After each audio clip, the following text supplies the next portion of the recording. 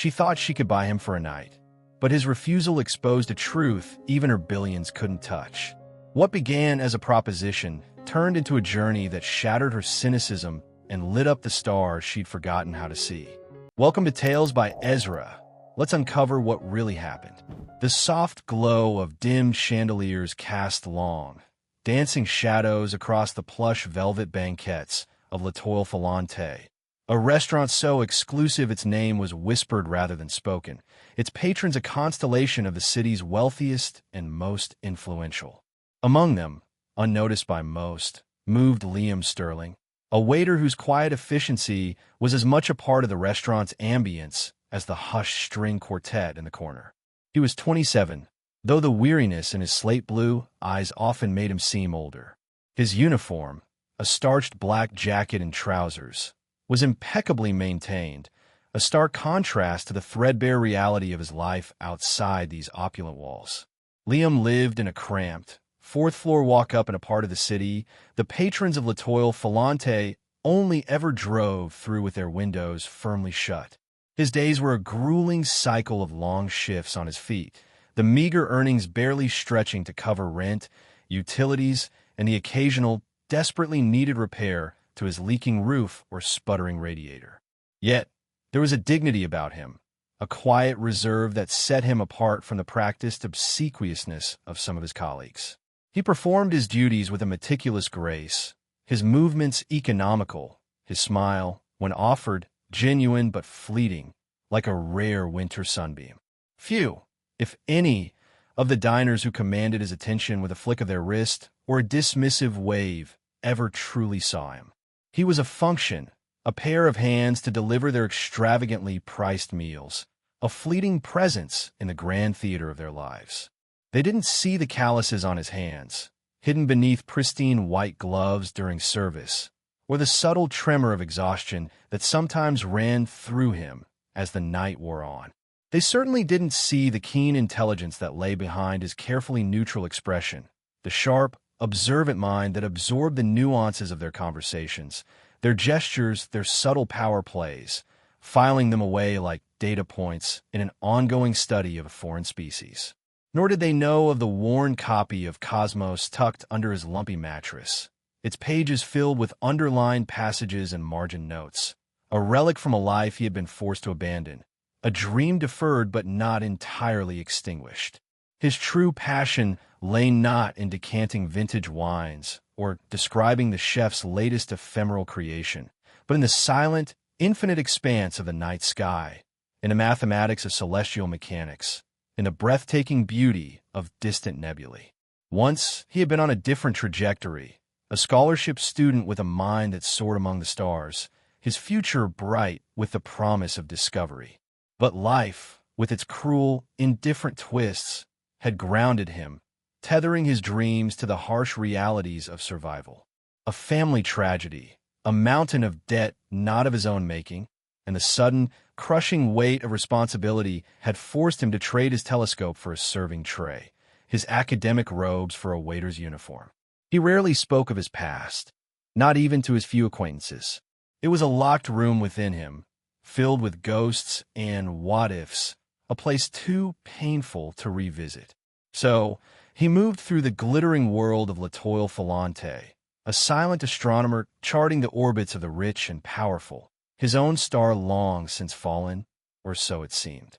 He carried their plates, refilled their glasses, and absorbed their casual cruelties and careless condescensions with a stoicism that was born of necessity, his true self hidden beneath layers of practiced servitude, a secret held close, like a precious, fragile shard of starlight.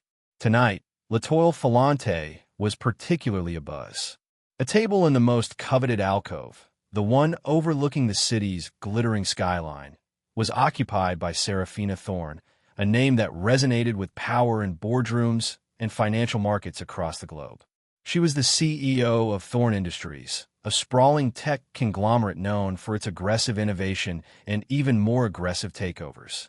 Serafina was a woman sculpted from ice and ambition, her beauty sharp, almost severe, her eyes the color of polished steel, missing nothing, conceding less.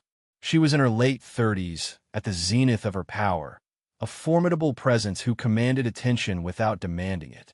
Dressed in a gown of sapphire silk that seemed to absorb the light around her, adorned with diamonds that glittered like captive stars, she was the epitome of untouchable, self-made success.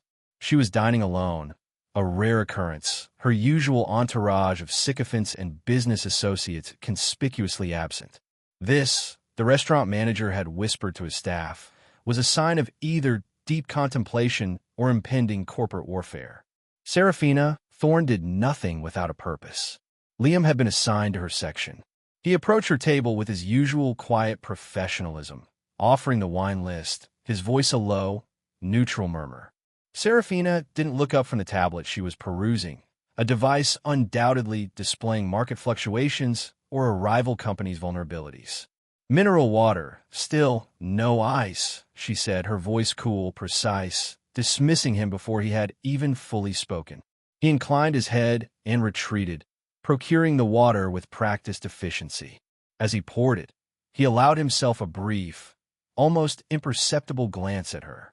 He had served powerful people before, captains of industry, political figures, celebrities whose manufactured auras barely concealed their underlying insecurities. But Serafina Thorne was different. There was a raw, unadulterated power emanating from her, a sense of absolute control that was both intimidating and strangely compelling. It wasn't just her wealth, though there was a palpable force field around her. It was the intelligence in her eyes, the sharp, decisive line of her jaw, the almost predatory stillness with which she surveyed her surroundings, even while seemingly engrossed in her tablet. She was a hunter in a world of prey, and Liam, like everyone else in her orbit, was acutely aware of his place in that ecosystem. Throughout the early part of her meal, a Spartan affair of grilled fish and steamed vegetables, consumed with an efficiency that mirrored her business dealings, Serafina remained absorbed in her work, her interactions with Liam limited to curt nods or single-word commands. Yet, Liam felt her eyes on him, occasionally. Not a direct stare, but a quick, assessing glance, like a hawk briefly noting a field mouse before returning its attention to the broader landscape. He was used to being scrutinized by patrons, usually for his efficiency, sometimes for a perceived slight. But Serafina's gaze was different. It was analytical, almost dissecting. It made the hairs on the back of his neck prickle. He wondered, briefly, if he had done something wrong, if his tie was askew, if he had mispronounced the name of a vintage. But he knew his service was flawless. No, this was something else. As the evening wore on, and the restaurant began to empty, Serafina finally set aside her tablet. She sipped her water, her steel-gray eyes now fixed on the city lights beyond the window, her expression unreadable. Liam approached to clear her plate. "Will there be anything else, Miss Thorne?" he asked, his voice carefully modulated. She turned her head slowly, her gaze meeting his, and for the first time that evening, she truly looked at him. Not at the uniform, not at the function he represented, but at him. Her eyes, sharp and intelligent, seemed to pierce through his carefully constructed facade, to see the weariness, the hidden intelligence, the faint, lingering traces of a dream he thought long dead. A long, uncomfortable silence stretched between them. Liam held her gaze, his own carefully neutral, though his heart had begun to beat a little faster. There was something in her expression, a calculating intensity, that set him on edge. "You," she said finally, her voice a low, resonant purr that sent an unexpected shiver down his spine. "You're different from the others here." It wasn't a question. It was a statement of fact, delivered with an unnerving certainty. Liam felt a flush creep up his neck. "I endeavor to provide excellent service to all our patrons, Miss Thorne," he replied, his voice even. Serafina's lips curved into a small, almost imperceptible smile, a smile that didn't quite reach her eyes. It was a smile that chilled him more than any frown. "Oh, I'm sure you do, Liam," she said, her use of his first name, plucked from his name tag, a subtle assertion of power, a reminder of her ability to see, to know, to command. "But that's not what I meant." She leaned forward slightly, her gaze unwavering, her voice dropping to an even more intimate, conspiratorial tone. There's a stillness about you, a depth. One doesn't often find that in places like this, among people like you. The casual condescension, a silken glove over an iron fist, was not lost on him. But it was the intensity of her scrutiny, the feeling of being dissected, that truly unsettled him. He had the distinct, unnerving sensation that Seraphina Thorne was not just making small talk. She was evaluating him, assessing him, for a purpose he couldn't yet fathom, but which he instinctively knew would be anything but ordinary. The remnants of Seraphina Thorne's Spartan meal had long been cleared, yet she lingered, her gaze fixed on Liam with an unnerving, almost predatory intensity. The restaurant was emptying, the string quartet packing their instruments, the staff beginning the quiet, efficient process of closing down for the night. Liam found himself trapped in her orbit, unable to retreat, his usual tasks suspended by her unspoken command. He stood a respectful distance from her table, maintaining a facade of patient attentiveness, while inside, his nerves were a tangled knot. He had encountered demanding patrons before, even eccentric ones, but there was something about Seraphina Thorne, something in the cold, calculating intelligence of her steel-gray eyes that set him on edge in a way he had never experienced. It felt less like an interaction between a diner and a waiter, and more like an assessment, a prelude to a move in a game whose rules he didn't understand. "Tell me, Liam," Seraphina said finally, her voice a low, silken thrum that seemed to vibrate in the opulent, near-empty space. "Are you happy here, serving people like me, catering to whims, fetching and carrying? Is this the pinnacle of your ambition?" Her words were a direct, almost brutal, assault on his carefully constructed defenses. There was no pretense of politeness, no softening of the blow. It was a surgeon's incision, precise and intended to expose. Liam felt a flush of anger, quickly suppressed. He met her gaze, his own carefully neutral. "I take pride in my work, Miss Thorne," he said, his voice even, though it cost him an effort. "There is dignity in all honest labor." Seraphina's lips curved into that chilling, humorless smile again. Dignity? Perhaps. But satisfaction? Fulfillment? Surely a man of your apparent intellect aspires to more than just dignity. She paused, her eyes sweeping over him, a slow, deliberate appraisal that made him feel like an object under a microscope. "You have good bone structure, Liam. And those eyes, they've seen things, haven't they? More than just the bottom of a wine glass or the pattern on a dinner plate." He didn't respond, his silence a shield. He wouldn't give her the satisfaction of a reaction, of a glimpse into the raw, aching void where his ambitions had once resided. "I'm a woman who appreciates assets, Liam," Seraphina continued, her voice dropping to an even more intimate, almost conspiratorial tone. "And I have a proposal for you. A rather unconventional one, perhaps, but potentially very lucrative." Liam's heart began to pound, a heavy, dull thud against his ribs. He had a sudden, premonitory sense of dread, a feeling that he was standing on the edge of a precipice, the ground crumbling beneath his feet. He had seen Seraphina Thorne's name in the financial pages, knew of her reputation for ruthless, audacious deals. What kind of proposal could she possibly have for a waiter? "I'm a very wealthy woman, Liam," she stated, unnecessarily, the diamonds at her throat and ears flashing like cold fire in the dim light. "And sometimes, wealth allows one to indulge certain curiosities, to acquire certain experiences." She leaned forward, her eyes locking onto his, her voice now a silken whisper that seemed to slither into his very pores. "I am prepared to offer you $1 million, Liam. Cash, untraceable, if you prefer." The sum, so vast, so unimaginable, hung in the air between them, a stunning, almost obscene pronouncement. Liam felt his breath catch, his mind reeling. $1 million.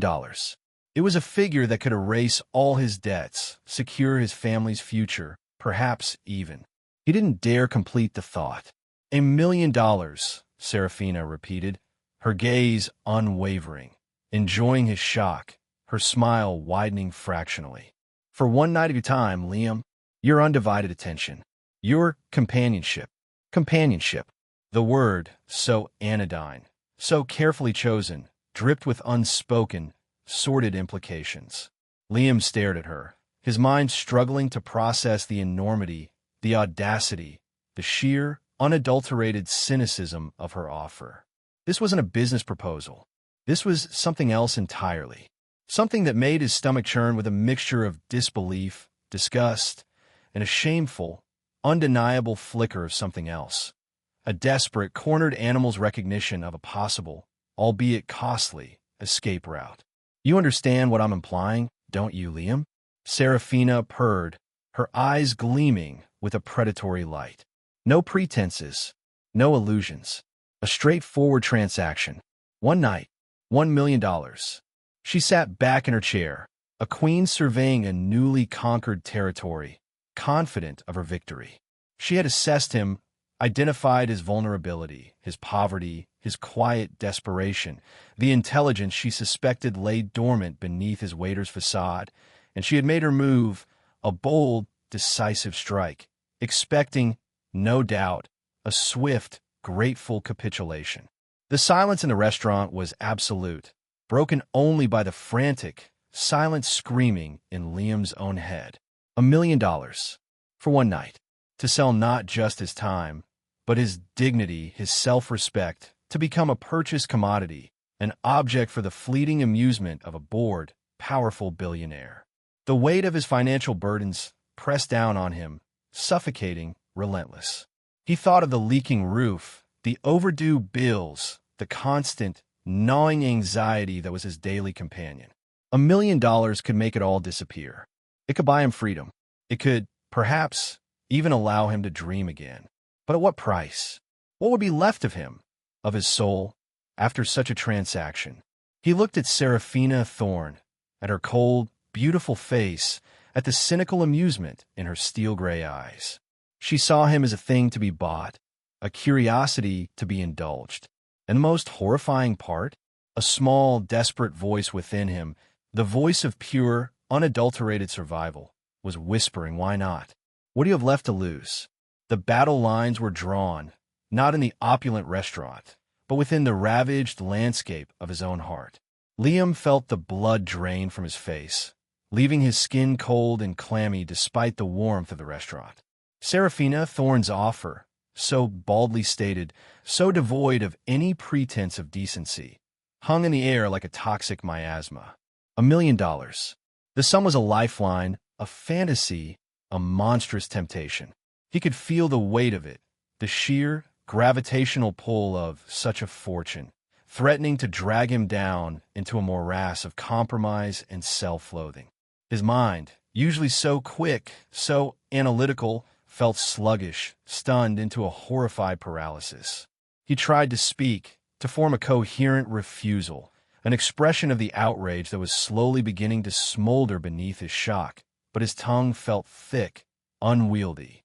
Serafina watched him, her expression a cool, detached amusement, like a scientist observing a particularly interesting specimen under duress. She had seen that look before, she was sure. The internal struggle, the frantic calculations, the slow, inevitable erosion of principle under the relentless pressure of need. She had built her empire on understanding human weakness, on exploiting it. She had no doubt that this waiter, this Liam, despite his quiet dignity, his intriguing stillness, would ultimately succumb. Everyone had a price. It was merely a matter of finding the right figure. It's a generous offer, Liam, she said, her voice a soft, insidious whisper, breaking the suffocating silence. More money than you could earn in a lifetime of serving mediocre food to mediocre people. Think of what you could do with it. A new life. Freedom from all this. She gestured vaguely around the opulent, emptying restaurant, her tone dismissing it, and him along with it, as insignificant. Liam flinched inwardly at her casual cruelty, at the effortless way she stripped away his dignity, reducing his life, his struggles, to a mere inconvenience that her money could easily erase. He thought of his small, cramped apartment, of the worn books that were his only companions, of the dreams he had so carefully packed away, like fragile glass ornaments, too precious to expose to the harsh light of his current reality. $1 million could change everything. It could buy him time. It could buy him a chance. But the cost. The cost was a piece of his soul, a piece of that quiet, stubborn integrity that was, perhaps, the only truly valuable thing he still possessed. You find my proposal distasteful, perhaps?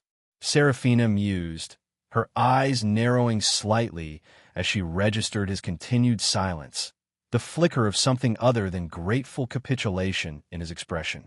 Come now, Liam. We're both adults here. Let's not be burdened by bourgeois morality. It's a simple exchange. A service rendered, a fee paid. No emotions involved. No messy entanglements. Just a transaction. A transaction. He felt a cold wave of revulsion wash over him. To be reduced to that, a mere commodity, a temporary amusement for a bored, cynical billionaire. The anger, which had been a slow smolder, now began to flare, hot and righteous. Who was she, this woman of ice and diamonds, to assume she could buy him, his time, his very essence, with her cold, hard cash? Did his poverty make him so contemptible in her eyes that she believed his principles were as threadbare as his clothes? He straightened his shoulders, a subtle, almost imperceptible shift, but one that signaled a change in the internal landscape of their silent battle. He met her gaze, his own slate-blue eyes, usually so carefully neutral, now holding a spark of something she hadn't anticipated, a quiet, unyielding defiance. Ms. Thorne, he began, his voice low, but surprisingly steady, the tremor gone. Your offer is indeed generous, in a purely monetary sense. Seraphina's eyebrow arched. She hadn't expected this. She had expected fumbling gratitude, perhaps a token protestation before the inevitable acceptance. This quiet, dignified composure was intriguing, and, if she were honest with herself, a little irritating. But, she prompted, a hint of impatience now lacing her silken tone. There's always a but, isn't there, Liam, when one is attempting to maintain the illusion of virtue in the face of overwhelming temptation? Liam ignored her jibe. But, Ms. Thorne, he continued, his voice gaining strength, there are some things that are not for sale.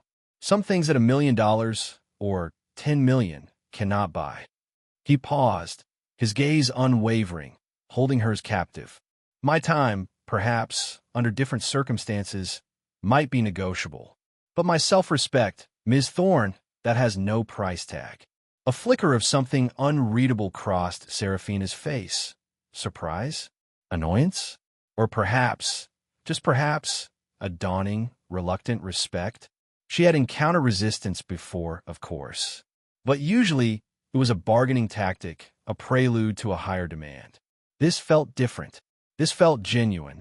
Brave words, Liam, she said, her voice a little cooler now, the amusement fading from her eyes. Easily spoken when one is not staring eviction in the face or watching a loved one suffer for lack of funds. Are you truly so unburdened by the realities of this world? Her words were a deliberate, targeted strike, designed to find his weakness, his pressure point. And they landed. He thought of the stack of overdue medical bills for his younger sister's ongoing treatment, a secret burden he carried with a quiet desperation. He thought of the constant, gnawing fear of not being able to provide, of failing those who depended on him. $1 million, it could alleviate so much suffering, lift so many burdens. The internal battle raged, a fresh wave of despair and temptation washing over him. He closed his eyes for a brief moment, his jaw tight, his fists clenched at his sides. The silence stretched again, taut and heavy with unspoken anguish. When he opened his eyes, the defiance was still there, but it was now tempered with a profound, weary sadness. My burdens are my own, Miss Thorne, he said, his voice quiet but firm, and I will find a way to carry them, a way that does not involve selling pieces of myself to the highest bidder. He took a small, steadying breath. So, with all due respect, Miss Thorne, I must decline your generous offer. He expected her to erupt, to dismiss him with a contemptuous wave, to perhaps even have him fired for his impudence. He had, after all, just refused a fortune, and in doing so, had implicitly insulted her power, her ability to acquire whatever, or whomever, she desired. Seraphina Thorne did not erupt. She did not dismiss him. Instead, a slow, enigmatic smile spread across her face, a smile that, for the first time, seemed to hold a genuine, albeit cynical, amusement rather than cold calculation. She leaned back in her chair, her steel-gray eyes appraising him with a renewed, almost unnerving, interest. Well, Liam Sterling, she murmured, the name rolling off her tongue with a proprietorial air, as if she had just discovered a rare and fascinating new species. You continue to surprise me. I confess, I didn't have principled refusal on my bingo card for this evening. Her tone was light, almost bantering, yet underneath it, Liam sensed a subtle shift in her demeanor, a sharpening of her focus. He had piqued her interest in a way his acquiescence never could have. He had become a puzzle she wanted to solve, a challenge to her ingrained cynicism about human nature. Most men in your position, Liam, she continued, her gaze unwavering, would have been halfway to a signed contract by now, perhaps haggling for a non-disclosure agreement and a company car. Liam remained silent, his expression carefully neutral, though his heart was still pounding from the audacity of his own refusal. He had stared into the abyss of temptation and, somehow, found the strength to step back. But the victory felt hollow, overshadowed by the crushing weight of his unchanged reality. The $1 million, though refused, still shimmered like a mirage in the desolate landscape of his finances. So, tell me, Liam the principled, Seraphina said, her voice laced with a faint, almost playful sarcasm. What is it that makes you so incorruptible? A hidden fortune? A secret benefactor? Or are you simply a connoisseur of noble suffering? Liam felt a familiar weariness settle over him. He had no desire to engage in a philosophical debate with this woman, no inclination to expose the raw, vulnerable core of his motivations. His refusal had been for himself, not for her edification. My reasons are my own, Ms. Thorne, he said quietly. Then you leave me no choice but to speculate, she countered, her eyes gleaming with a new, almost predatory curiosity. And I'm a woman who enjoys a good puzzle. Perhaps you are a fallen aristocrat, Liam, your noble lineage carefully concealed beneath that impeccably starched uniform, or a political refugee, carrying secrets that could topple governments. Her tone was light, but her eyes were sharp, probing. Liam sighed inwardly. He knew this type, the type that couldn't accept a simple no, the type that saw everything as a game, a conquest. I assure you, Ms. Thorne, he said, his voice flat, my life is far less dramatic than your imagination seems to suggest. I am simply a waiter trying to make an honest living. Ah, but honest living is such a flexible term, isn't it? Seraphina mused, tapping a perfectly manicured fingernail against her chin. And simply a waiter? I'm not entirely convinced. There's a depth to you, Liam, a quiet intelligence that doesn't quite fit the uniform. You observe. You listen. You think. Those are dangerous qualities in a man who serves canapes for a living. She paused, her gaze intensifying. Perhaps my initial proposal was too crude, too transactional for a man of your sensibilities. Let me rephrase. Liam tensed. He had thought, hoped, that his refusal would be the end of it. But Seraphina Thorne, he was quickly learning, was not a woman who easily relinquished her quarry.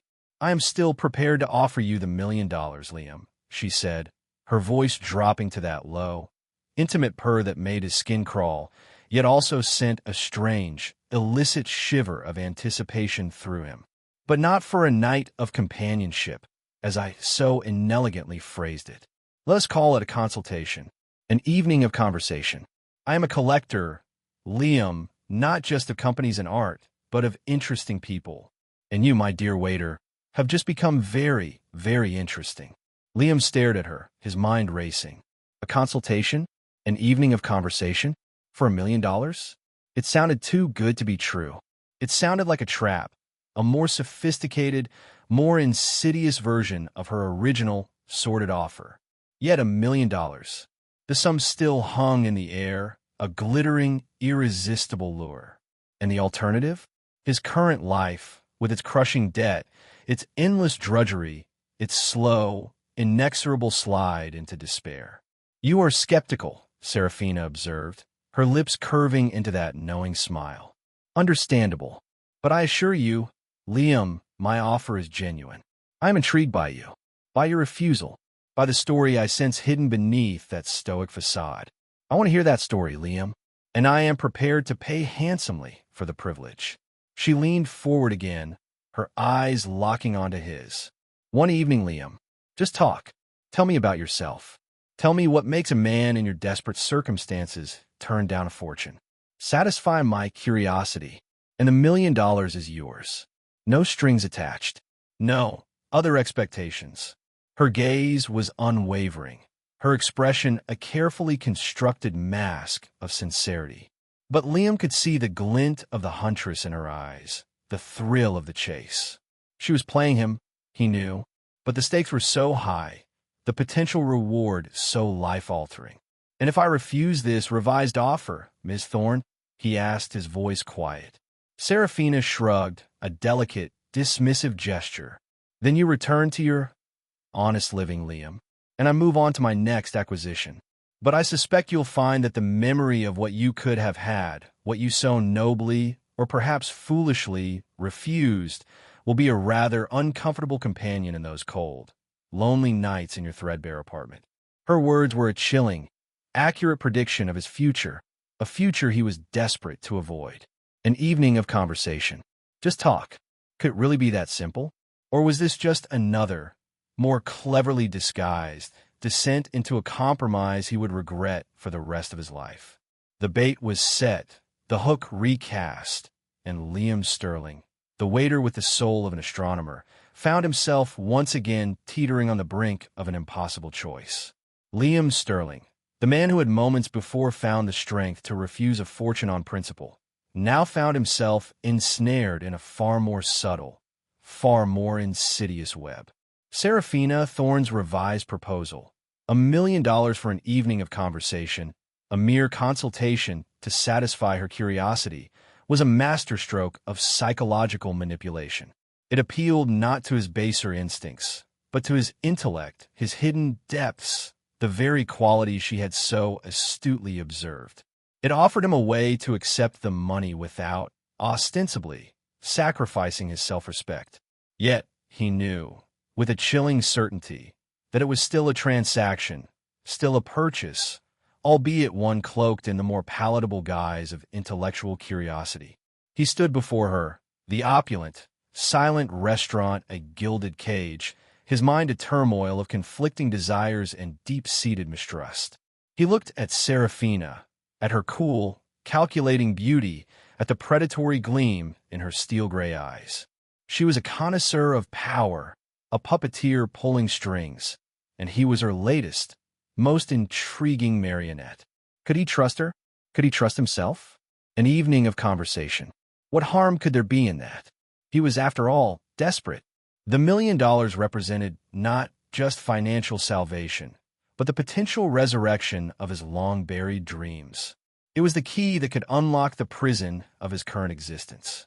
And all she asked for in return was his story, his thoughts, his very essence, laid bare for her amusement, her analysis. It felt like a Faustian bargain, his soul for a fortune, his innermost self for a fleeting reprieve from the crushing weight of his reality. "You hesitate, Liam," Serafina observed, her voice a soft, silken goad. "Is the prospect of an intelligent conversation so daunting? Or are you afraid of what you might reveal? Afraid of what I might see?" Her words were like barbs, designed to prick his pride, to challenge his intellect. She knew, with unerring accuracy, how to play him. Liam took a deep breath, trying to clear the fog of confusion and temptation that clouded his mind. He thought of his sister, of her mounting medical bills, of the quiet, desperate hope in her eyes whenever he spoke of a brighter future. He thought of his own squandered potential, of the years lost to drudgery and despair. Could he, in good conscience, refuse this second chance, however compromised, however fraught with peril? If I agree to this consultation, Ms. Thorne, he said, his voice carefully neutral, what are the terms? Where would this conversation take place? And what exactly would you expect me to reveal? Seraphina's lips curved into a triumphant, almost predatory smile. She had him. She knew it. The location can be of her choosing, Liam, within reason, of course. Somewhere private, where we won't be disturbed. My penthouse apartment, perhaps. Or a quiet suite at one of my hotels.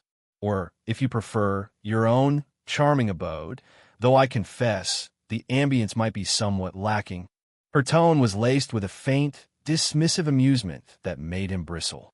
As for what I expect you to reveal, she continued, her eyes gleaming, everything, Liam. Everything that makes you you. Your past, your present, your hopes, your fears. Your dreams, however broken. Your secrets, however carefully guarded. I want to understand the man who serves me water with the quiet dignity of a fallen king. The man who turns down a fortune with the stoicism of a saint, or the foolishness of a martyr. I want to dissect you, Liam, layer by layer, until I find the core of what makes you tick. Her words were both terrifying and strangely, compellingly intimate. To be seen so completely, so nakedly, by this powerful, enigmatic woman. It was a prospect that filled him with both dread and a perverse, undeniable excitement. And in return for this psychological autopsy, Ms. Thorne, Liam said, his voice laced with a touch of irony he couldn't quite suppress, I receive $1 million. No other obligations? No hidden clauses? None whatsoever, Liam, Seraphina affirmed, her expression one of impeccable, almost chilling sincerity. My curiosity, once sated, will be satisfied. The money will be yours to do with as you please. You can disappear if you wish, or you can rebuild your life. The choice will be yours. She paused, her gaze intensifying. So, Liam Sterling, waiter, philosopher, enigma, do we have an accord? Will you share your story with me, for a price that could change your life forever? The silence stretched again, thick with unspoken possibilities, with the weight of a decision that felt both monumental and terrifyingly intimate. Liam looked at her, at the cool, confident amusement in her eyes, at the subtle, predatory curve of her lips. He knew he was walking into a lion's den, that he was a pawn in her sophisticated game. But the lure of the $1 million, the desperate, clawing need for a way out of his current existence, was too strong to resist. And perhaps, just perhaps, a small, rebellious part of him was also intrigued. Intrigued by her audacity, by the sheer, unadulterated power she wielded.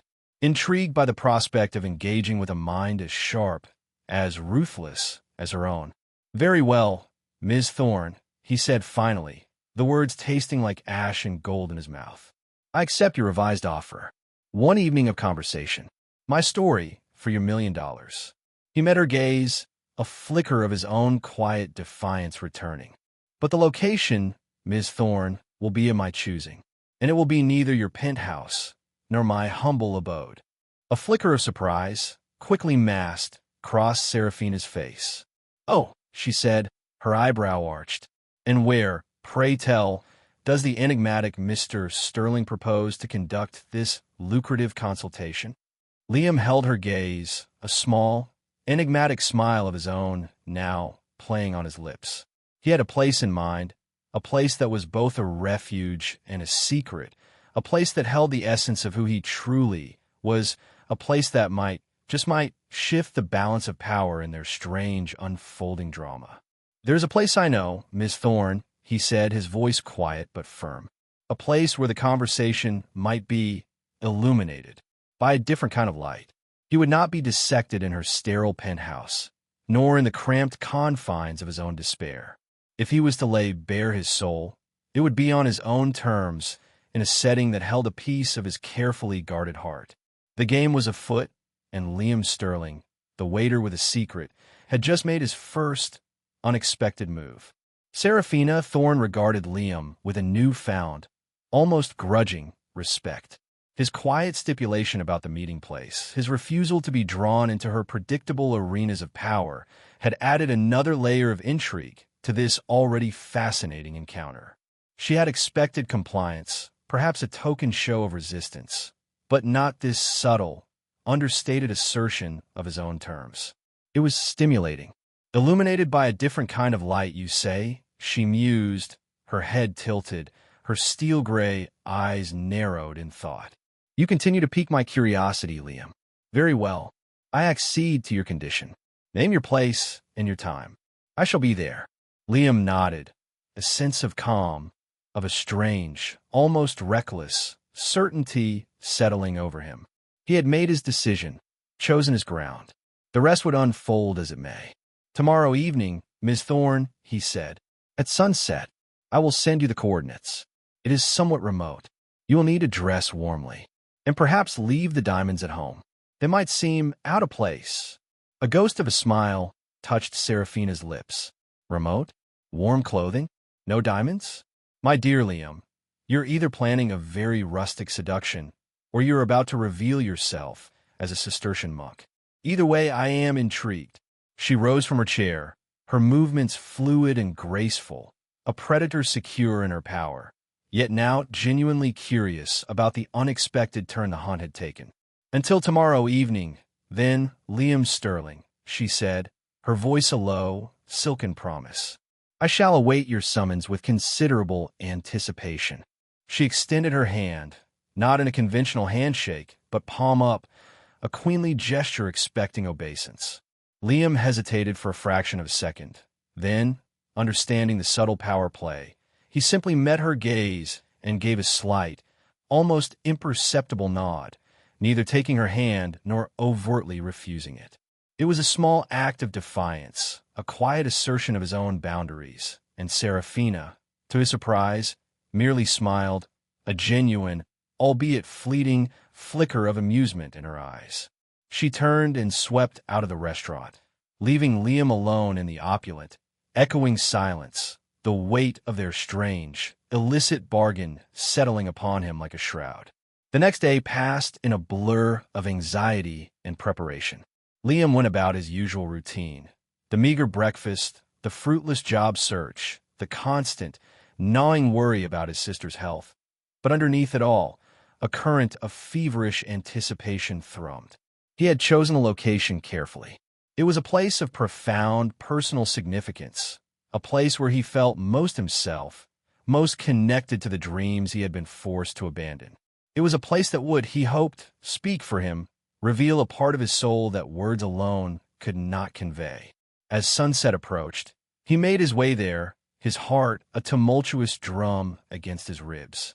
It was an old, abandoned observatory, perched on a windswept hill overlooking the city, its dome cracked and weather-beaten, its once powerful telescope now a silent, rusting sentinel. He had discovered it years ago, during his student days, and had slowly, painstakingly, begun to restore it in secret, using scavenged parts, hoarded savings, and sheer, stubborn determination. It was his sanctuary, his hidden cathedral, the place where he could still, however briefly, touch the stars. He had sent Serafina the coordinates via a burner phone he'd purchased that morning, a precaution against her formidable resources for tracking and surveillance. He wasn't naive. He knew she was capable of anything. He waited, the cool evening breeze ruffling his hair, the city lights beginning to twinkle in the valley below like a fallen constellation. He wondered if she would even come. It was a remote, unconventional location, far removed from her world of penthouses and power lunches. Then he saw the headlights, a sleek, black limousine navigating the rough, unpaved track that led to the observatory, its incongruous luxury a stark contrast to the rugged, desolate beauty of the surroundings. The car pulled to a halt, and a chauffeur, his expression carefully neutral, opened the rear door. Serafina Thorne emerged, a dark, elegant silhouette against the fading light. She was dressed, as he had suggested, more practically than usual, in tailored black trousers, a cashmere sweater, and a long, woolen coat that billowed around her in the wind. Even without her diamonds, her aura of power, of wealth, of command was undiminished. She surveyed the dilapidated observatory, her expression unreadable. Then, her gaze found Liam, standing by the rusting dome, the wind whipping his threadbare jacket around him. She walked towards him, her expensive leather boots crunching on the gravel, the sound unnaturally loud in the vast, open stillness. "Well, Liam," she said, her voice carrying easily on the wind, a hint of dry amusement in her tone. "You certainly chose a dramatic setting. Is this where you commune with the spirits of forgotten astronomers? Or merely where you plot your escape from the drudgery of serving canapes?" Liam didn't rise to her bait. He simply gestured towards the observatory. "This is it, Miss Thorne," he said, his voice quiet but firm. "This is where I propose we have our conversation." He led her inside, the heavy wooden door creaking ominously as he pushed it open. The interior was dark, filled with the scent of dust, old wood, and the faint, metallic tang of rusting machinery. A single bare bulb, powered by a small generator he had jury-rigged, cast a pool of weak, flickering light in the center of the room, illuminating the massive, silent bulk of the old telescope. Serafina looked around, her eyes, even in the dim light, missing nothing: the peeling paint, the cobwebs, the scattered tools, the worn astronomy charts pinned to the walls. She saw the evidence of years of solitary, painstaking labor, of a passion pursued in secret against overwhelming odds. She saw not just a dilapidated building, but a testament to a fierce, unyielding dream. This is yours, Liam?" she asked, her voice softer now, stripped of its usual cynicism, a note of genuine surprise, perhaps even awe, in her tone. "In a manner of speaking, Ms. Thorne," Liam replied, a faint, sad smile touching his lips. "It is the last outpost of a former life, a life you expressed such curiosity about." He gestured towards two rickety wooden chairs he had placed near the base of the telescope. "Please, the accommodations are not La Toile Filante, I'm afraid. But the view, on a clear night, the view is unparalleled." He looked up, through the cracked dome, towards the darkening sky where the first, faint stars were beginning to prick the velvet fabric of the night. "This, Miss Thorne," he said, his voice filled with a quiet, profound emotion, "is where I truly live. And this is where I will tell you my story." The game had shifted. The power dynamic, so heavily skewed in her favor in the opulent restaurant, felt different here, in his domain, under the silent, watchful gaze of the ancient stars. Serafina Thorne, the billionaire CEO, found herself, for perhaps the first time in her adult life, feeling small, and undeniably, profoundly intrigued. Serafina Thorne settled into one of the rickety wooden chairs, her movements careful, almost tentative, a stark contrast to her usual assertive grace. The cold, damp air of the abandoned observatory seemed to seep into her expensive cashmere, and the silence, broken only by the sigh of the wind through the cracked dome and the distant hum of Liam's makeshift generator, was a far cry from the orchestrated ambience of her usual surroundings. Yet, she found herself not uncomfortable, but alert. There was an undeniable power in this place, a sense of history, of vast, silent knowledge, that resonated with a part of her she had long suppressed, the part that had once, before ambition and cynicism had consumed her, looked up at the night sky with a similar sense of wonder. Liam sat opposite her, his posture relaxed, his gaze often drifting upwards towards the sliver of star-dusted sky visible through the dome. He began to speak, his voice low and steady, a quiet counterpoint to the wind's mournful song. He told her of his childhood, of a father who had been a dreamer, a man who had filled his son's head with tales of constellations and cosmic wonders, who had saved for years to buy him his first small telescope. He spoke of his passion for astrophysics, of the thrill of discovery, of the elegant, irrefutable beauty of mathematics that described the universe. He spoke of his scholarship, of the promising academic career that had stretched before him, a path paved with starlight and equations. Serafina listened, her usual interruptions, her sharp, probing questions, held in abeyance. She found herself captivated, not just by the story itself, but by the transformation in Liam as he spoke. The weary, stoic waiter had vanished, replaced by a man whose eyes shone with a fierce, intelligent light, whose voice, though still quiet, resonated with a passion that was almost palpable. He was eloquent, articulate, his descriptions of celestial phenomena painting vivid, breathtaking pictures in her mind. He spoke of stellar nurseries, of dying suns, of galaxies colliding in a slow, cosmic ballet millions of light years away. He made her see the universe not as a cold, empty void, but as a place of infinite wonder, of constant creation and destruction, a place governed by laws both immutable and beautiful. Then his voice changed, the light in his eyes dimming slightly as he recounted the turn his life had taken. He spoke of his father's sudden illness, of the crippling medical debts that had followed, of the agonizing decision to abandon his studies, his research, his dreams, to take on the responsibility of caring for his family, of becoming the reluctant breadwinner. He didn't dwell on the hardship, didn't ask for pity. He simply stated the facts, his voice devoid of self-pity, yet tinged with an undeniable, weary sadness. He told her of the small, independent research project he had been working on, a project that had challenged the unethical practices of a powerful aerospace corporation, a corporation that, Serafina realized with a jolt, was a subsidiary of her own Thorn Industries. He spoke of the pressure to falsify his data, to compromise his integrity, and of his refusal. He spoke of the consequences, the loss of his funding, the blacklisting within the academic community, the slow, inexorable slide into the world of menial jobs, culminating in his position at La Toile Filante. As he spoke, Serafina felt a strange, uncomfortable stirring within her. His story, his quiet integrity, his unwavering commitment to truth in the face of overwhelming pressure, was a stark, uncomfortable mirror reflecting her own life, her own choices, the compromises she had made, the ethical lines she had blurred, perhaps even crossed, in her relentless pursuit of power and profit. She thought of the subsidiary he had mentioned, of a controversial research project she had personally greenlit years ago, dismissing the concerns of a few junior scientists as naive idealism. Could Liam have been one of them? The thought sent a chill through her, a cold premonition of a truth she was not yet ready to face. Liam didn't accuse her. He didn't even seem to make the connection.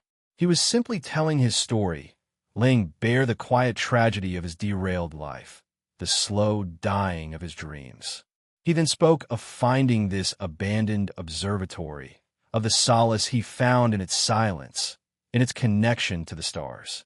He told her of his secret, painstaking efforts to restore the old telescope, of the nights spent under its cracked dome, sketching nebulae, charting star clusters, his only companions the ancient, silent light from distant galaxies and the worn copy of Cosmos that was his Bible.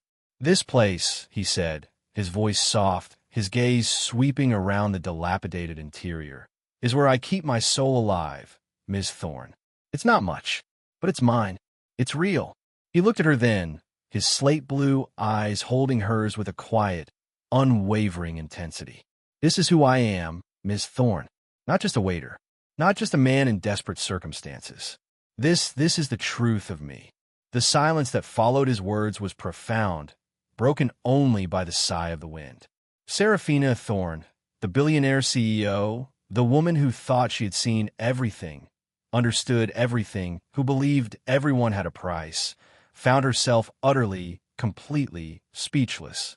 She had come here expecting to dissect him, to satisfy her cynical curiosity, to perhaps even indulge in a sordid, power-fueled transaction. Instead, he had dissected her. He had held up a mirror to her own soul, and the reflection she saw was wanting. His story, his quiet dignity, his unwavering integrity in the face of such profound adversity, had shattered her carefully constructed cynicism, leaving her feeling exposed, vulnerable, and strangely, profoundly humbled. The $1 million, which had seemed such a monumental sum, such an irresistible lure, now felt tawdry, insignificant, an insult to the man who sat before her, a man whose true wealth lay not in his pockets, but in the vast, infinite expanse of his spirit, a spirit that, like the stars he so loved, shone with a quiet, unwavering light in the encroaching darkness. The revelation of Liam's past, his quiet integrity, and the depth of his hidden passion for the cosmos, hung in the cold, dusty air of the old observatory, a profound and unsettling truth. Seraphina Thorne, a woman rarely at a loss for words, found herself struggling to process the enormity of what she had heard, the sheer, unvarnished honesty of his confession. She had expected a tale of woe, perhaps, or a cunningly crafted plea for sympathy. She had not expected this raw, unadulterated glimpse into a soul so fiercely committed to its ideals, so quietly resilient in the face of crushing disappointment. The silence stretched, taut and heavy. Liam watched her, his expression unreadable, his gaze steady. He had laid his soul bare, offered her the unvarnished truth of his existence. The next move was hers. Finally, Seraphina spoke, her voice softer, less certain than he had ever heard it. "The aerospace corporation you mentioned, Liam, the one that ended your research." Liam nodded slowly. "Starkweather Aeronautics," he confirmed, the name tasting like ash in his mouth. A flicker of something, recognition, discomfort, crossed Seraphina's face. She knew Starkweather. It was indeed one of Thorne Industries' more aggressive subsidiaries, known for pushing boundaries, both ethical and scientific, in its relentless pursuit of lucrative government contracts. She remembered, vaguely, some controversy years ago, a minor internal dissent over a research project, quickly quashed, dismissed as the grumbling of a few inconsequential idealists. Could Liam, this quiet, unassuming waiter, have been one of those voices of dissent? The thought was disquieting. "In your research," she pressed, her voice carefully neutral, "what was its nature? Why did they pressure you to compromise it?" Liam hesitated for a moment, then sighed, a weary exhalation that seemed to carry the weight of years of frustration. "It involved predictive modeling for orbital debris. My data suggested a far higher risk of catastrophic Kessler syndrome than Starkweather was willing to admit, a risk that would have necessitated costly changes to their satellite deployment strategies and potentially jeopardized a very lucrative contract they were pursuing." He looked at her, his eyes holding a spark of their former fire. "They wanted me to alter the variables, to massage the data, to present a more palatable conclusion. I refused. Truth, Miss Thorne, in science, is not a matter of palatability. It simply is." His words, so simple, so direct, struck Seraphina with the force of a physical blow. Truth, integrity, concepts she had, in her own relentless climb to the top, often treated as negotiable. She thought of the countless boardroom battles, the ruthless takeovers, the creative accounting that had paved her path to power and fortune. Had she, in her pursuit of success, lost sight of something essential, something pure? "In this observatory, Liam," she said, her gaze sweeping around the dilapidated, yet strangely beautiful space. "You've been restoring it yourself?" "All this time," he nodded. "It's slow work. Parts are hard to find, expensive. My current income doesn't allow for rapid progress." He gestured towards the massive, silent telescope. "But one day, I hope to have it fully operational again, to see the stars as they truly are, not just as faint smudges through the city's light pollution." There was a quiet, fierce determination in his voice, a refusal to let his dream die, however battered, however deferred. It was a testament to the resilience of the human spirit, a resilience Seraphina found herself both admiring and envying. She, who had everything money could buy, felt a sudden, acute pang of something she hadn't experienced in years, a longing for something more, something real. "The $1,000,000, Liam," she said, her voice barely a whisper. "It would certainly accelerate your progress here." He looked at her, his expression unreadable. "Perhaps, Ms. Thorne. But as I said before, some things are not for sale." His quiet dignity, his unwavering refusal to be bought, even now, even after laying bare his soul, his desperation, was a profound rebuke to her entire worldview. She had always believed that everyone had a price, that integrity was a luxury few could afford or maintain in the face of sufficient temptation. Liam Sterling was living proof that she was wrong. And that realization, more than anything else he had said, left her truly, profoundly speechless. She rose from her rickety chair, her movements stiff, almost awkward. She walked towards the opening in the dome, staring out at the vast, indifferent expanse of the night sky, where a million distant suns glittered like scattered diamonds. She felt small, insignificant. Her power, her wealth, her carefully constructed empire, all seemed to shrink in the face of this quiet man and his unwavering commitment to his truth, his dreams, his stars. She turned back to him, her face pale in the dim light, her eyes, those usually steely, impenetrable pools, now holding a new, unfamiliar vulnerability. "You have given me a great deal to think about, Liam Sterling," she said, her voice low, almost hoarse. "More than you can possibly imagine." She reached into her expensive leather handbag, but instead of her checkbook, she pulled out a simple, elegant business card. She walked towards him and held it out. "This is my private number, Liam," she said. "Not my office line, not my assistant. Me." He took the card, his fingers brushing hers, a brief, almost electric contact that sent a strange shiver through them both. "Your story, your work, it deserves to be heard, Liam. Not just by me, by the world." Her gaze was intense, unwavering. "Call me, not for a transaction, but for a conversation. A different kind of conversation. About Starkweather Aeronautics. About your research. About truth." She paused, a faint, almost sad smile touching her lips. "And perhaps, Liam," she added, her voice barely a whisper, "perhaps you can teach me how to see the stars again. It's been a very long time since I truly looked up."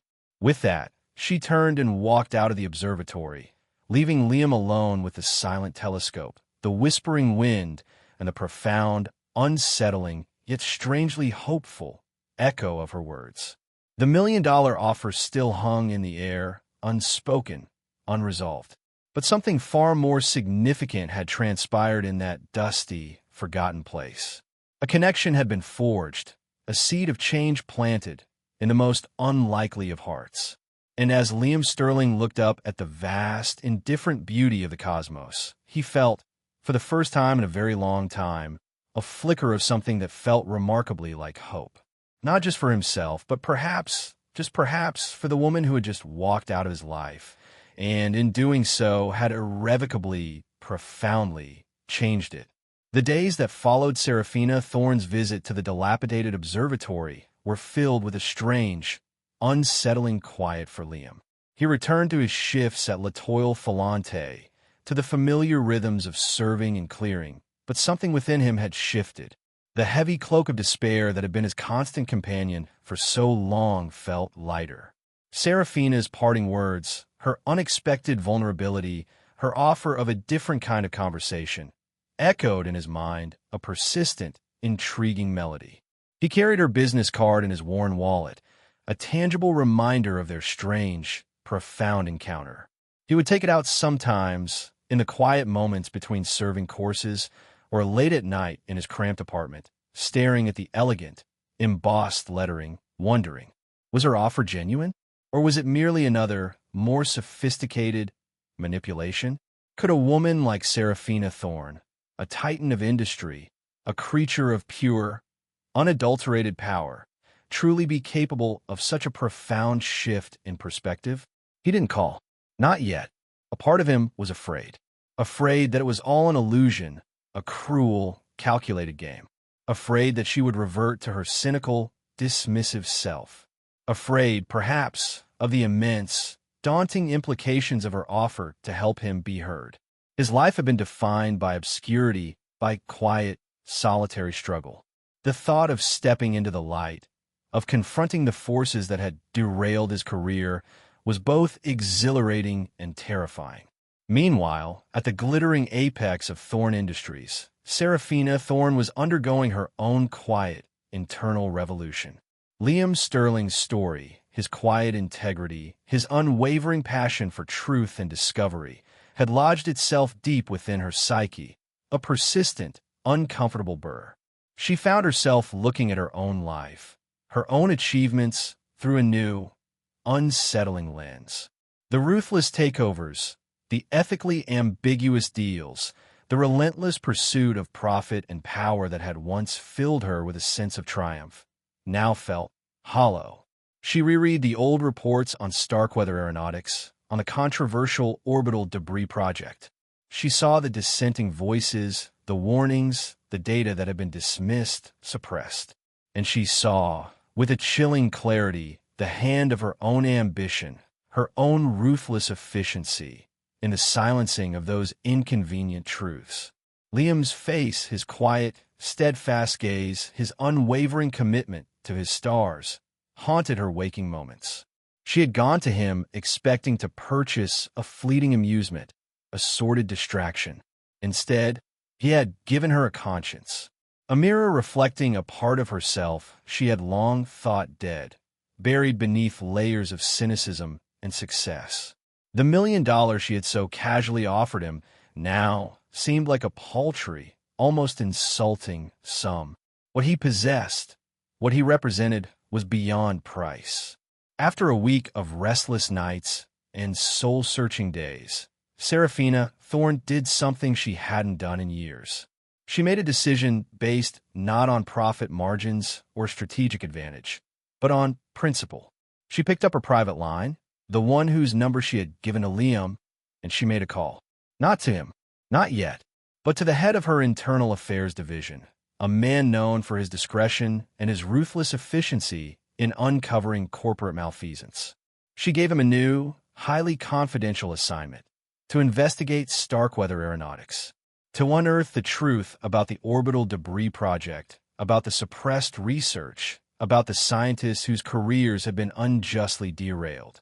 She gave him no names, no specific leads beyond what Liam had told her. She simply said, "Find the truth, and bring it to me, no matter where it leads, no matter who it implicates." It was a dangerous move, a potential earthquake that could shake the very foundations of her empire. But Serafina Thorne, for the first time in a very long time, felt alive. She felt a sense of purpose that had nothing to do with share prices or market domination. She felt a glimmer of starlight in her own encroaching darkness. A few days later, Liam was polishing cutlery in the hushed, pre-service comm of L'Etoile Filante when his cheap, burner phone vibrated in his pocket. An unknown number. His heart gave a strange, unsettling lurch. He stepped into the narrow staff corridor, his hand trembling slightly as he answered. "Sterling," he said, his voice carefully neutral. Liam, her voice that low, silken purr, unmistakable, yet somehow different, less predatory, more thoughtful. "It's Serafina Thorne." Liam's breath caught. He had almost convinced himself she wouldn't call, that their encounter at the observatory had been a strange, isolated dream. "Ms. Thorne," he managed, his voice a little hoarse. I've been thinking about our conversation, Liam," she said, her tone devoid of its usual manipulative edge. "About your work. About Starkweather." She paused, and he could almost hear the unspoken weight of her internal struggle. "I've initiated an inquiry, Liam, into their past research practices, into the suppression of inconvenient truths."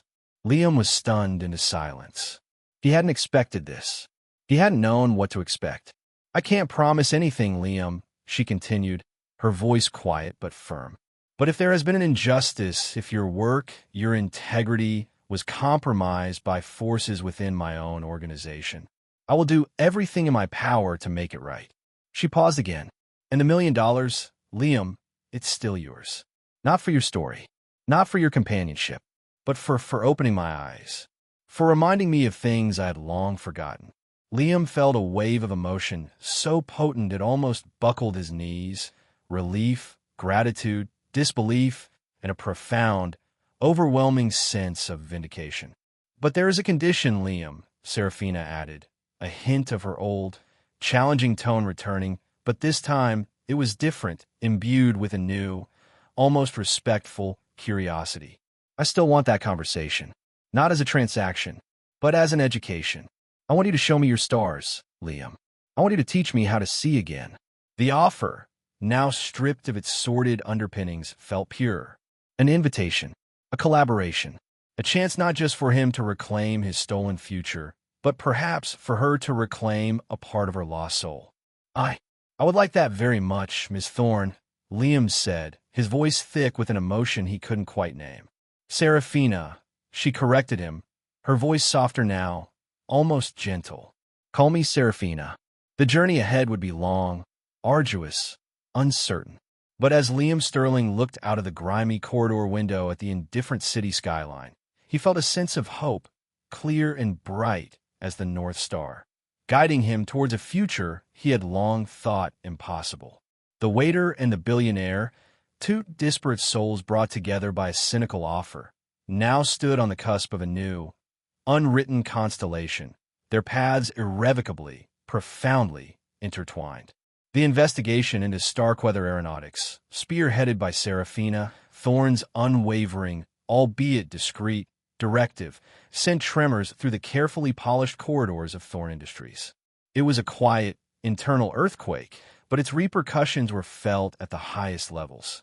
Years of suppressed data, of ethically dubious decisions, of careers unjustly ruined, began to surface, unearthed by a team of investigators who knew their CEO was, for reasons unknown to them, personally invested in uncovering the unvarnished truth. Liam, at Serafina's request, provided what little documentation he had managed to preserve from his time at Starkweather: his original research notes, copies of the altered data he had been pressured to endorse, a log of the meetings where his concerns had been dismissed, his integrity questioned. He did so with a quiet dignity, without malice, without a desire for revenge, but with a simple, unwavering commitment to the scientific truth that had cost him so dearly. Serafina, meanwhile, found herself immersed in a world she had long ignored. The world of scientific ethics, of intellectual integrity, of the profound responsibility that came with wielding immense technological power. She read Liam's original research, her sharp, analytical mind quickly grasping the brilliance of his work, the chilling accuracy of his predictions about orbital debris, predictions that Starkweather had systematically buried to protect its profit margins. The more she learned, the more appalled, and the more determined she became. She saw how her own relentless pursuit of growth, her own willingness to turn a blind eye to the minor ethical transgressions of her subsidiaries in the name of progress and profit, had contributed to a culture where a man like Liam Sterling could be so casually, so cruelly discarded. The realization was a bitter pill, but she swallowed it, her resolve hardening with each new, damning piece of evidence. The process was not swift, nor was it easy. There were powerful forces within Thorne Industries and within Starkweather itself who resisted the inquiry, who sought to obstruct, to deflect, to protect their own vested interests. But Serafina Thorne, when truly committed, was an unstoppable force. She wielded her power, her intellect, her legendary ruthlessness, not for personal gain this time, but for a cause she now believed in with a fierce, almost spiritual conviction.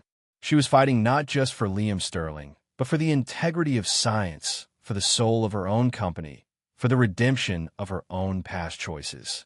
During this tumultuous period, Liam and Serafina met several times, not in opulent restaurants or sterile boardrooms, but the old observatory under the silent, watchful gaze of the stars. She would arrive, usually unannounced, often late in the evening, her expensive limousine a stark, incongruous presence in the rugged landscape. They would sit in the cold, dusty interior, sometimes talking for hours, sometimes simply sharing a companionable silence, watching as the constellations wheeled across the night sky through the cracked dome. Liam, with his quiet passion, his profound knowledge, opened up the universe to her in a way she had never experienced. He pointed out distant galaxies, explained the life cycle of stars, spoke of the cosmic ballet of gravity and light. He taught her the names of constellations, the myths and legends associated with them, the sheer, mind-boggling scale of cosmic time and distance. And as she listened, as she looked through the eyepiece of the partially restored telescope at the shimmering beauty of a distant nebula or the diamond dust scatter of a star cluster, Serafina felt something within her shift, something profound and transformative. The cold, hard shell of her cynicism began to crack, to fall away, revealing a vulnerability, a sense of wonder, a longing for connection that she had thought long dead. She saw the universe not as a resource to be exploited, but as a source of infinite mystery, of breathtaking beauty, of humbling perspective. And she saw Liam, not as a waiter, not as a failed academic, but as a kindred spirit, a fellow traveler on a journey of discovery, a man whose quiet strength, whose unwavering integrity, whose profound connection to the cosmos was a beacon of light in her own often shadowed world. The $1 million, which had been the catalyst for their strange, unlikely encounter, was eventually transferred to an account Liam set up. He accepted it, not with elation, but with a quiet, solemn gratitude, knowing it represented not a payment for a sordid service, but a symbol of a profound, life-altering connection, a testament to the power of truth, and perhaps a down payment on a shared future. He used a portion of it to secure his sister's continued medical care, lifting a burden that had weighed him down for years. Another portion went towards the full restoration of the old observatory, transforming it from a dilapidated ruin into a functional, albeit humble, center for independent astronomical research. He bought new equipment, repaired the dome, established a small foundation to support young, underfunded scientists whose work, like his own, dared to challenge the status quo. He did not, however, abandon his quiet life entirely. He continued to work, part-time now, at La Toile Filante, not out of necessity, but out of a strange, almost perverse sense of loyalty to the place where his life had taken such an unexpected, transformative turn. And because, he admitted to himself, he enjoyed the quiet observation, the continued study of that strange, fascinating species, the human being. He was still an astronomer. After all, just one whose focus had broadened from the celestial to the terrestrial. The Starkweather investigation culminated, months later, in a carefully worded but undeniably damning internal report. Heads rolled. Policies were rewritten. Thorn Industries, under Serafina's new, more ethically attuned leadership, began a slow, arduous process of course correction. The changes were not always popular, not always profitable in the short term, but Serafina pursued them with a quiet, unwavering determination, guided by a new, internal compass, a compass that had been recalibrated by a waiter with starlight in his eyes. Liam Sterling's research on orbital debris, once suppressed, was now championed by Serafina herself. It was published in prestigious journals, presented at international conferences, its chilling implications forcing a global reevaluation of satellite deployment strategies, potentially averting a future catastrophe he had so accurately predicted. He was offered prestigious academic positions, lucrative consultancy roles, but he turned them all down, choosing instead to continue his independent research at his beloved, now fully restored, Hilltop Observatory, a place he named the Althea Observatory, after a long-forgotten constellation that symbolized hope and perseverance. He wasn't alone there anymore. Serafina Thorne became a frequent visitor, her sleek limousine a familiar sight on the winding, unpaved track. She would arrive, often unannounced, sometimes with a bottle of surprisingly good, inexpensive wine, sometimes with a new astronomy book she thought he might appreciate, sometimes simply with a desire for quiet conversation, for a respite from the relentless pressures of her corporate world. They would sit under the vast, star-dusted sky, two unlikely companions, their conversation ranging from the mysteries of dark matter to the ethics of artificial intelligence, from the beauty of a spiral galaxy to the fragile, precious nature of truth. She never offered him a position at Thorne Industries, and he never asked for one. Their relationship existed outside those conventional parameters, a unique, profound connection forged in the crucible of a cynical offer and a principled refusal. She became a patron of his small foundation, her anonymous donations ensuring its continued existence, its ability to support other quiet dreamers, other inconvenient truth-tellers. The world, of course, never knew the full story of the billionaire CEO and the waiter with a secret. They saw only the public face, Serafina Thorne, the powerful, enigmatic leader, now subtly changed, her business practices tempered with a new, unexpected ethical rigor, and Liam Sterling, the obscure, independent astronomer, whose groundbreaking research was suddenly, inexplicably, gaining international recognition. But those who knew them, those who had witnessed, even from a distance, the quiet miracle that had unfolded, understood. They understood that sometimes the most profound transformations, the most powerful connections, arise from the most unlikely of encounters, in the most unexpected of places. They understood that true wealth is not measured in dollars or diamonds, but in the courage to speak truth to power, in the resilience of the human spirit, in the quiet, unwavering light of a dream pursued against all odds. And as Liam and Serafina sat together one clear, cold night, the newly polished lens of the Althea telescope aimed at a distant, shimmering nebula, a silent testament to their shared journey, they both knew, with a certainty that resonated deeper than words, that they had found something far more valuable than $1 million. They had found a connection, a purpose, a shared understanding of the vast, beautiful, and often challenging universe, both celestial and human. And in that shared understanding, they had both, in their own way, finally, truly begun to see the stars. Never underestimate the power of a single, principled voice or the capacity for change in even the most hardened of hearts. For sometimes, the most profound truths are whispered in the quietest of places, and the brightest stars shine most brilliantly in the deepest darkness. If you have a truth to tell, a dream to pursue, do not be deterred by the darkness around you. Look up. The stars are waiting. And perhaps, just perhaps, someone else is waiting too. Someone who needs to hear your story, to see your light, to be reminded that even in a world often defined by cynicism and compromise, integrity, passion, and a quiet, unwavering commitment to what is right can indeed change everything.